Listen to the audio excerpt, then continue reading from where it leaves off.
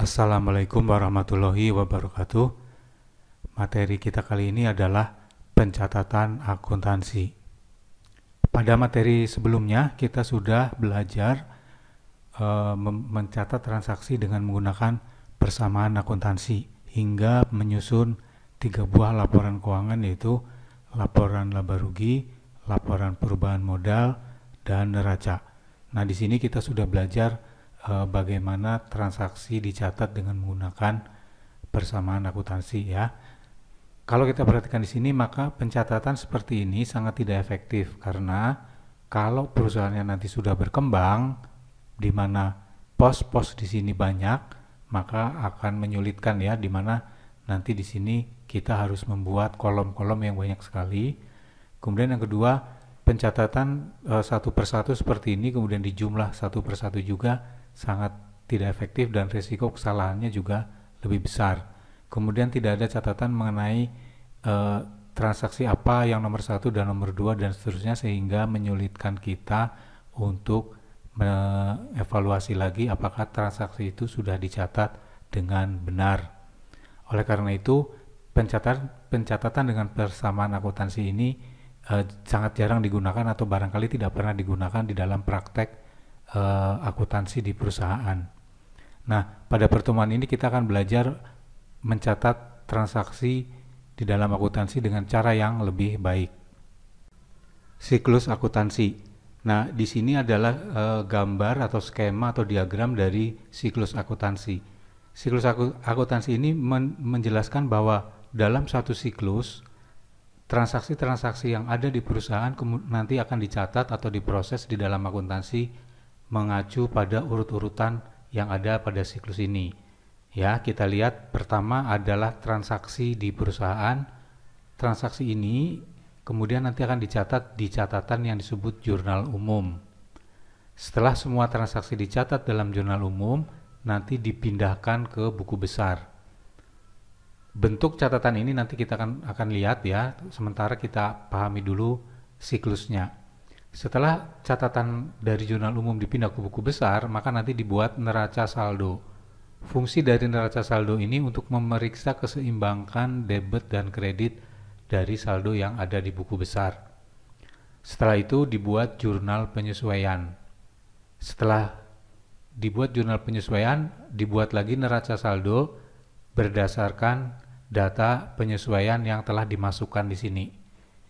Selanjutnya baru disusun laporan keuangan yang ada 3 itu ya, yaitu laporan laba rugi, laporan perubahan modal, dan neraca. Kemudian di akhir periode dibuat jurnal penutupan. Nah, yang merah ini adalah batas ya, ini adalah batas berakhirnya satu periode.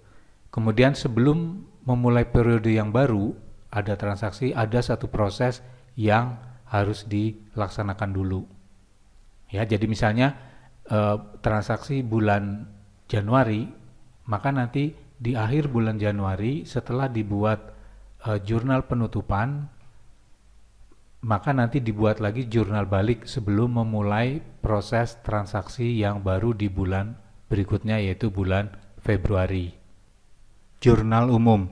Nah, di bawah ini ya, yang ini adalah bentuk format buku yang disebut dengan jurnal umum. Buku ini nanti digunakan untuk mencatat semua transaksi yang ada di perusahaan secara berurutan berdasarkan urutan kejadian atau urutan tanggal. Ya, di sini kita lihat ada kolom tanggal, kemudian nomor bukti. Ini berisi bukti transaksi, misalnya nomor kwitansi, nomor nota, nomor faktur, dan lain-lain. Kemudian keterangan dari transaksi itu. Kemudian ada kolom ref, ini nanti kita akan bahas lebih lanjut. Kemudian ada jumlah debit dan jumlah kredit. Nanti juga ini ada pembahasannya. Sebelum kita menggunakan jurnal umum, kita harus pahami dulu mengenai debit dan kredit ini. Jadi secara umum bentuk jurnal umum adalah seperti ini, digunakan untuk mencatat transaksi secara berurut berdasarkan tanggal kejadiannya atau urutan kejadiannya. Jadi dari tanggal 1 dan seterusnya. Tidak boleh kebolak-balik ya, urutnya harus urut tanggal. Yang berikutnya adalah buku besar. Buku besar ini nanti bentuknya seperti ini. Di sini ada nama perkiraan dan nomor perkiraan atau perkiraan itu sama saja dengan rekening atau biasa disebut juga akun ya. Misalnya kemarin ada kolom di persamaan akuntansi kas. Nah, itu adalah nama perkiraannya. Jadi di sini nanti diisi dengan kas. Kemudian di sini ada kas itu nomor perkiraannya atau nomor akunnya berapa. Nah, pencatatannya juga berdasarkan urutan tanggal ya, tanggal peristiwanya atau tanggal ketika catatan dari jurnal umum dipindah ke buku besar ini. Kemudian ada keterangan transaksinya, kemudian ada ref, kemudian ada debit kredit, dan ada saldo. Kalau saldonya debit maka nanti ditaruh di sini, kalau saldonya kredit maka akan ditaruh di sebelah kredit. Nah, selain format seperti ini, kalau Anda lihat di modulnya ya ada beberapa, tetapi kita pilih yang model seperti ini karena menurut saya model buku besar yang seperti ini lebih mudah. Model ini biasa disebut sebagai bentuk 4 kolom ya, di mana di sini ada 4 kolom. Ya, 1, 2, 3, 4 yang digunakan untuk mencatat transaksi. Kita lihat kembali pencatatan transaksi dengan menggunakan persamaan akuntansi. Nah, yang kita fokuskan itu di sini bahwa ada 2 bagian ya di dalam persamaan akuntansi. Ada sebelah kiri yaitu harta dan sebelah kanan adalah utang, modal, pendapatan atau ini adalah sumbernya. Ya, perhatikan dengan baik 2 bagian ini. Debit dan kredit. Perhatikan di tabel ini ya, di bagian bawah ini merupakan persamaan akuntansi ya. Anda ingat lagi tadi barusan ada aktiva, sebelah kiri biaya dan prive. Kemudian sumbernya di sebelah kanan ada utang, modal, dan pendapatan. Nah, di dalam istilah debit dan kredit, nanti yang sebelah kiri kita masukkan ke dalam kelompok debit, sedangkan yang di sebelah kanan masuk ke dalam kelompok kredit. Maksud debit dan kredit ini nanti bahwa jika ada penambahan pada pos di sebelah kiri, misalnya ya, kita ambil contoh ada penambahan kas itu harta. Karena kas merupakan kelompok debit, maka jika kasnya bertambah, transaksinya harus dicatat di sisi debit. Kalau nanti kasnya berkurang, maka kasnya nanti akan dicatat di sisi kredit. Ya, perhatikan di sini. Kas termasuk dalam kelompok debit akan bertambah jika ada transaksi kas yang berada di sebelah debit. Sebaliknya, jika ada transaksi kas di sebelah kredit, maka saldo kas akan dikurangi. Jadi perhatikan kelompoknya. Kalau ada transaksi yang sama dengan kelompoknya, berarti jumlahnya akan dijumlahkan atau ditambahkan. Kalau ada transaksi yang berbeda jenisnya, dalam contoh tadi kas, ketemu transaksi yang ada di sebelah kredit, berarti kasnya akan berkurang. Contoh lain misalnya ada utang. Kalau utangnya bertambah, maka utangnya nanti harus dicatat penambahannya itu di sebelah kredit, karena utang masuk kelompok kredit. Kalau utangnya dibayar, utangnya akan berkurang, maka nanti utangnya harus dicatat di sebelah debit. Karena kalau kelompok kredit nanti ketemu dengan transaksi debit, maka akan mengurangi. Dipahami dengan baik ya, bahwa debit kalau nanti ketemu transaksi debit akan menjumlah. Kelompok kredit kalau ada transaksi di sebelah kredit juga akan dijumlahkan. Keduanya akan saling mengurangi kalau ada transaksi yang berbeda. Misalnya ada rekening masuk kelompok debit, kemudian ada transaksi di sebelah kredit, maka akan dikurangi. Begitu juga kalau ada transaksi kelompok kredit, kemudian ada dicatat di jurnal transaksi kelompok debit, maka akan saling mengurangi. Mohon dipahami dengan baik ketentuan antara debit dan kredit ini ya. Jadi perlu diperjelas di sini, debit dan kredit bukan menambah atau mengurangi. Banyak yang menyalahartikan bahwa debit berarti menambah, kredit berarti berkurang. Bukan seperti itu. Jadi tergantung dari kelompok rekeningnya atau kelompok akunnya atau posnya apa. Kalau posnya masuk kelompok debit, maka debit berarti menambah dan kredit berarti mengurang. Kalau posnya kelompok kredit, kredit berarti akan menambah dan debit berarti akan berkurang. Jadi debit dan kredit tidak selalu berkaitan dengan penambahan dan pengurangan. Begitu ya, mohon untuk dipahami sebelum kita masuk ke bagian berikutnya. Kita lihat kembali format dari buku besar ya, seperti ini. Di sini ada nama perkiraan dan ada nomor perkiraan. Di persamaan akuntansi, kemarin kita lihat ada kolom kas, kendaraan, dan seterusnya ya.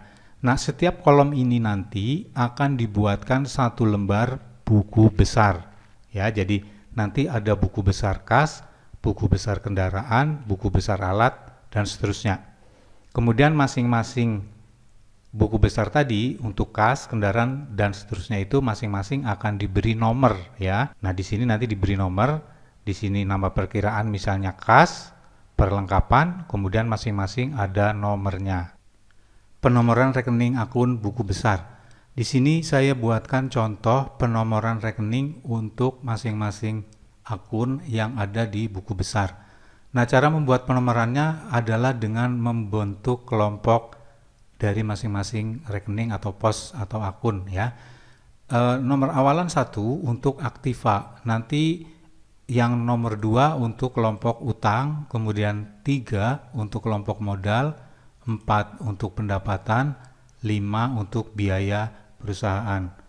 Nah, perlu diperhatikan di sini bahwa penomoran itu tergantung kebijakan perusahaan. Jadi setiap perusahaan dapat saja menggunakan nomor yang berbeda, tidak harus sama seperti ini. Kemudian untuk aktiva nanti dibagi dua secara umum, ada yang disebut aktiva lancar, ada yang masuk aktiva tetap. Aktiva tetap ini biasanya untuk harta yang penggunaannya lebih dari satu periode atau secara sederhana bisa dipakai berulang-ulang. Contohnya di sini ada tanah, gedung, peralatan, kendaraan, ya itu dipakainya berkali-kali lebih dari satu periode. Kemudian yang aktiva lancar adalah aktiva yang biasa dipakai secara langsung ya, misalnya kas, piutang, perlengkapan. Kemudian aktiva lancar lainnya ini juga tidak harus seperti ini, artinya mungkin ada lebih dari 4 ya, tergantung perusahaannya. Nah, urutannya adalah berdasarkan kemudahannya untuk dikonversi menjadi uang tunai atau menjadi kas. Maka yang pertama di sini kas karena dia sudah berbentuk uang tunai. Yang kedua piutang. Piutang ini mudah dijadikan uang tunai karena kita tinggal menagih ke pelanggan ya. Pelanggan yang memiliki piutang kita tinggal tagih maka jadi uang tunai. Perlengkapan biasanya agak sulit dijadikan uang tunai karena dia barang habis pakai. Misalnya perusahaan membeli kertas ya 10 rim, ketika ada sisa setengah rim maka untuk dijual agak sulit ya. Jadi di aktiva lancar ini disusun berdasarkan kemudahannya untuk dijadikan uang tunai. Jadi yang paling mudah jadi uang tunai itu ditaruh di atas. Sekali lagi posnya bisa berbeda tergantung kebutuhan perusahaan. Nah, di sini Anda lihat 111 berarti satu pertama ini aktiva, satu yang kedua aktiva lancar, satu yang ketiga adalah nomor urutnya si kas. Yang kedua juga sama, satu pertama aktiva lancar, satu yang kedua satu yang pertama aktiva, satu yang kedua aktiva lancar, 2 adalah nomor urut piutang di kelompok aktiva lancar. Jadi penomorannya seperti itu. Kemudian di sini kok hanya 3, padahal di tempat lain ada yang lebih dari 3. Nah, itu kembali ke perusahaannya. Kalau perusahaannya besar, rekeningnya banyak, maka 3 digit tidak akan cukup. Bisa saja dia menggunakan 4, 5, atau 6 digit, atau mungkin lebih. Di sini kita ambil sederhana saja. Kemudian yang berikutnya, ini ya, akumulasi penyusutan gedung. Jadi akumulasi itu nanti digunakan untuk menyimpan nilai pengurang dari gedung ini. Jadi begini, kalau perusahaan punya gedung harganya misalnya 5 miliar, maka setelah digunakan selama 1 tahun nilainya tidak 5 miliar lagi karena sudah dipakai dan mungkin ada kerusakan. Nah, pengurangan nilai gedung itu nanti dicatat di akumulasi penyusutan gedung. Demikian juga dengan peralatan. Makin sering dipakai peralatan, maka nilainya akan berkurang karena masa manfaatnya juga akan berturun ya. Maka nanti nilai pengurangan peralatan akan dikumpulkan ke akumulasi penyusutan. Pembahasan lebih lanjut mengenai akumulasi penyusutan akan disampaikan di bagian lain. Kemudian utang dibagi dua. Yang pertama utang jangka pendek, yaitu utang yang harus dilunasi dalam satu periode atau 1 tahun ya. Misalnya utang usaha. Utang usaha ini adalah utang kita misalnya ke supplier. Kemudian ada utang gaji, misalnya ada gaji karyawan yang belum dibayar, maka dia dicatat sebagai utang gaji. Utang sewa, kalau perusahaan menyewa gedung misalnya kemudian belum dibayar, maka dia dicatat di dalam utang sewa. Atau menyewa alat atau menyewa kendaraan, kalau belum dibayar maka dicatat di utang sewa. Nah, utang jangka pendek ini sekali lagi harus dilunasi dalam satu periode. Kemudian yang kedua adalah utang jangka panjang. Utang jangka panjang adalah utang yang pelunasannya lebih dari satu periode atau sifatnya jangka panjang. Misalnya perusahaan mengutang ke bank. Kalau kita ngutang ke bank biasanya lebih dari 1 tahun ya, bisa 3 tahun, 5 tahun, 10 tahun dan seterusnya tergantung jenis utangnya. Utang yang lebih dari 1 tahun ini atau lebih dari satu periode nanti dimasukkan dalam kelompok utang jangka panjang. Ya, penomorannya sama seperti yang Aktiva Lancar, yaitu 2, 2, 1. 2 pertama utang, 2 kedua adalah utang jangka panjang, 1 adalah nomor urut di dalam kelompok utang jangka panjang. Kemudian yang berikutnya untuk modal. Modal ini hanya ada 2 dan tidak ada pengelompokan jangka pendek jangka panjang. Jadi di sini nggak ada. Langsung saja saya buat 311 modal Ali. Kemudian 312 prive si Ali. Dalam contoh ini pemilik usahanya adalah si Ali.